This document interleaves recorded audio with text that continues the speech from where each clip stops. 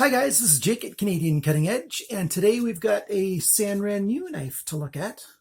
This is, oh, that finger. That's the finger that I cut into the top of, and I hurt the bone, and it's still quite sore sometimes. The outside healed very well, but the bone quite sore. Today we're looking at the Sanrenmu 7089 SUX series.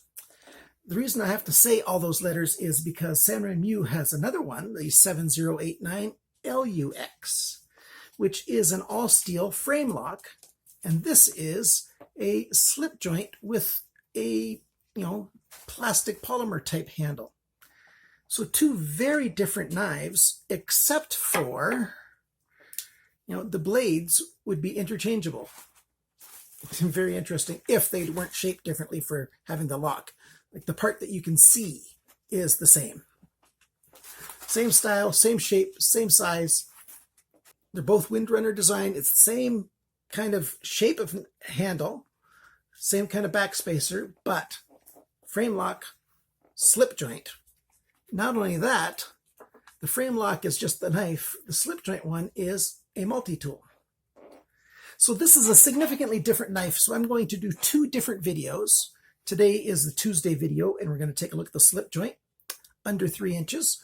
So very good for the guys in the UK and a number of other countries that need slip joint knives that are under 3 inches. And the rest of the world who can have locking knives that are under 3 inches, or over 3 inches for that matter. Anybody else? That's what these knives are for. There's three different black wash versions, and the one all satin steel version of the 7089 LUX series. Today we're looking at the 789 SUX series. We've got a brown one on display. Unfortunately, GearBest right now only has a green one available, but the rest is just like this one, and so we're going to take a look at this guy today. I would really prefer to do both of these styles of the 789 in one video, but I know myself better than that. It would be just too long, and so I'm planning on doing the LUX knives on Thursday this week. So for those of you who are sticking around, the first piece of good news that I'm going to tell you about this knife is that we're looking at Sandvik 12C27 steel. I really like 12C27 steel from Sandvik. It's not the best Sandvik steel, but this Swiss steel is very, very good. It's one of the best budget steels that you can find on knives that are under $10. Sandvik steel, really, really good. I'm very glad to get that on a knife that's under $10. Since I'm talking about money, $8.70 US plus just under $2 shipping if this is the only thing that you buy from GearBest. I've got links in the description below, referral links, so that you can buy this, and I'm going to get, 5-10 cents if you buy this knife. Every little bit adds up. Every little bit helps. So thank you for that very much. Canadian dollars, it's $12, $11.99 Canadian plus $2.70 Canadian. Let's talk about the specs on this. We've got a PA66 plus GF handle scales. The PA66 is polyamide 66, which is a form of nylon. And the GF means glass fiber. So there's glass fibers in here to make this nice and strong. It's not as strong as G10, but it's a pretty good handle material. And it feels pretty good in hand. And this one's got a decent kind of texture to it and pattern. Pretty good grip in the hand. And it looks fairly well that way. I kind of like it. This knife you can get, I believe, in green and this brown. But from GearBest right now, they only have the green in stock, and they've only got like 3 or 4 of them. So if you want to get this knife, go to that link in the description below the video here and grab yours right away for that nice low price. The washers, we've got phosphor bronze washers in here. They're very thin wafer ones, and they're backed by a nylon washer. So you've got, on each side, you've got phosphor bronze and nylon. Both sides have both. So that works really well. So I've taken this knife apart. I'll show you a picture of the inside and show you what kind of detent they're using for the slip joint and what kind of detent they're using on these joints, which is kind of interesting. It works quite well. Let's talk about the blade. We've got a swedge across the top here, drop point blade, hollow grind, slight recurve, nice sharpener's choil. We've got some might call that a flipper arm. I don't really call it a flipper arm. I think it's behaving more as a finger guard, so that both for guarding your hand in case you stab into something solid, not a hand, but a wall or something hard, a piece of wood, and your hand's not going to slip over and go over to that cutting edge very easily because you got this extra bit of guard here. Also, the slip joint, if the slip, hits something on the spine hard and it goes that way, it's just going to pinch your finger in place like that instead of closing over your finger. So that's a good protection both ways. Got a nice handle shape and everything. And let's talk about the sizes of all the different parts. The cutting edge is the same length as the blade length. So from the end of the handle to the tip of the blade or the cutting edge, 6.6 centimeters, which is 2.5 inches. The blade thickness is 2.5 millimeters, which is 0.1 inches. The thickness of the edge behind the grind, so just after that final grind, that hollow edge is 0.48 millimeters, which is 0.019 inches. That's a nice thin size for EDC blades. Very, very good. Sanrenmu almost always gets it exactly right on. I consider 0.5 millimeter to be the perfect size, so 0.49 is, 0.48 is basically perfect. The handle length, so from the end of the plastic here to the very tip of this lanyard hole backspacer part, 9.5 centimeters, 3.75 inches. The grip area down here, 7.2 centimeters, 2.8 inches. The handle thickness, not counting the pocket clip, 1.3 centimeters, 0.5 inch.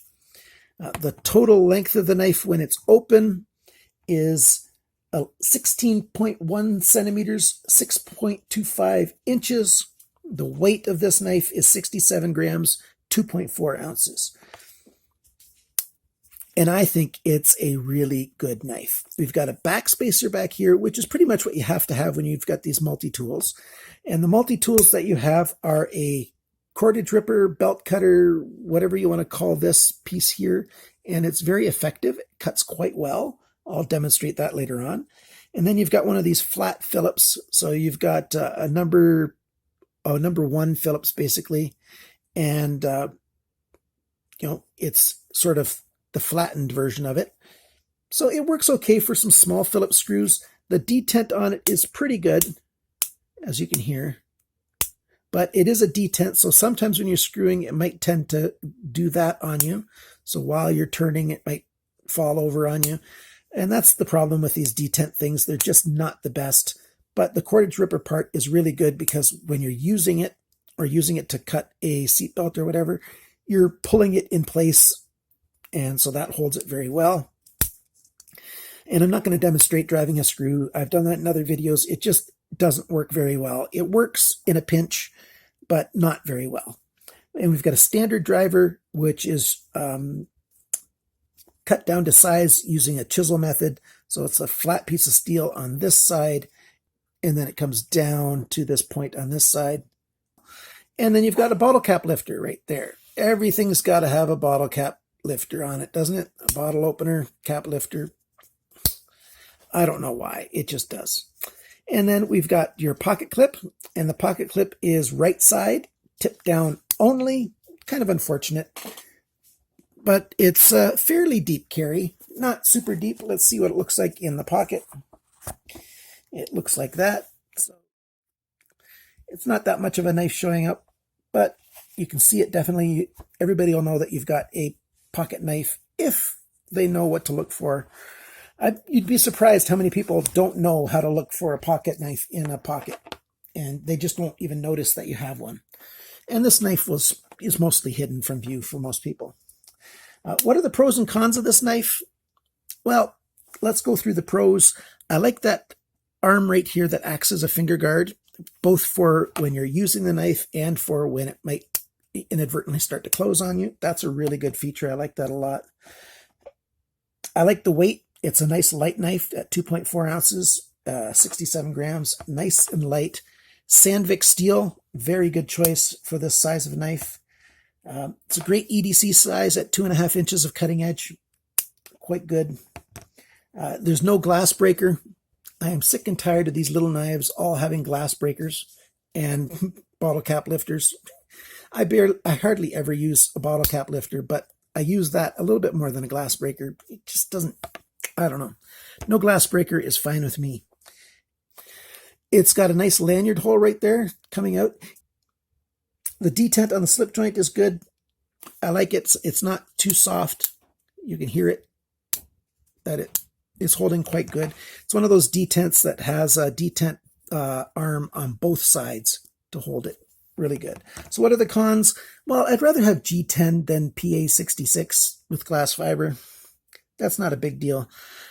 What's a bigger deal is this pocket clip.